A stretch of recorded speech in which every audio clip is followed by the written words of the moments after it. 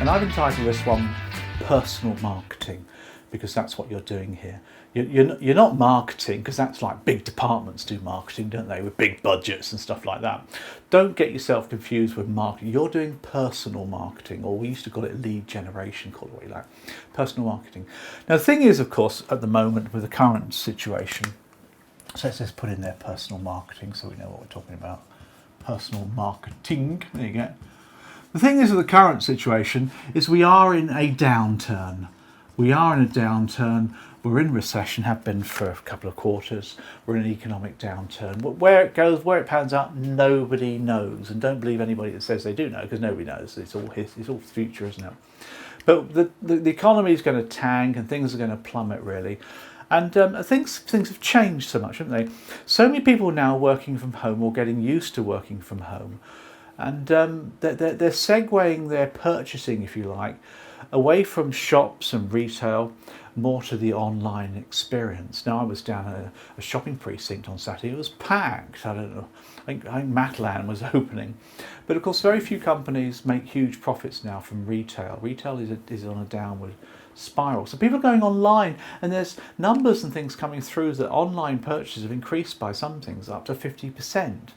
I don't know where the numbers come from, but I read that at the weekend. So what we're saying here is that we do need to start promoting our online service. Now, if you're in the mortgage advising, financial advising, you will do online meetings, you'll have online consultations, online chats, online meetings, and it's all done digitally online. And you have a website, of course, that you want people to go to in order to get business. And it's your website that you want to attract, so that you get your leads that way to sell your online offering.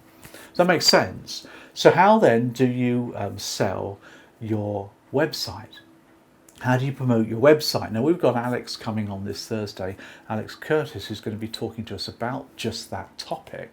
So if you want to come along to that webinar, it's only for people on the database, by the way. It's only our membership, so you have to get on the database. If you're on YouTube and you're subscribing here, make sure you email us or go on our website, www.archertraining.com, and register on there, or on advisorcbd.com. You can get on our database that way. Be on our database.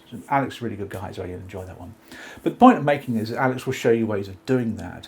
And all the usual culprits come up. Alex will talk you some more guerrilla methods. So he's going to do some money and time-saving methods. If you've got big budgets, you can go on social media, can't you, and promote your website. You can go on Google advertising and promote your website. There's all sorts of things you can do.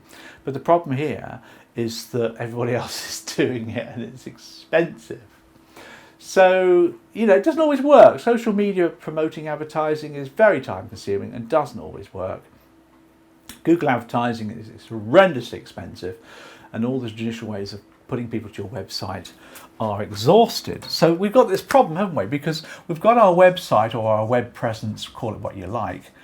You want people to go on there to find you in order to get a lead that way. So what's happening is that companies are more and more now using traditional media to promote their website. We were watching telly last night, watching a couple of films, and the advertisements came on, and they're all online companies selling their products, but they're not selling their product, they're selling their website address. That's all they're doing.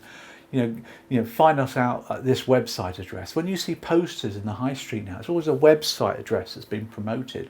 The call to action is go to our website address. So that's what you want to do. But don't do it through TV advertising and posters. Think about it logically. People are at home so much more now, working from home.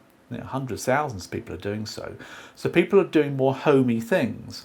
Now, every now and then I nip upstairs to take a look at the post. When the post arrives, it's quite exciting. I have a look at it and I read it.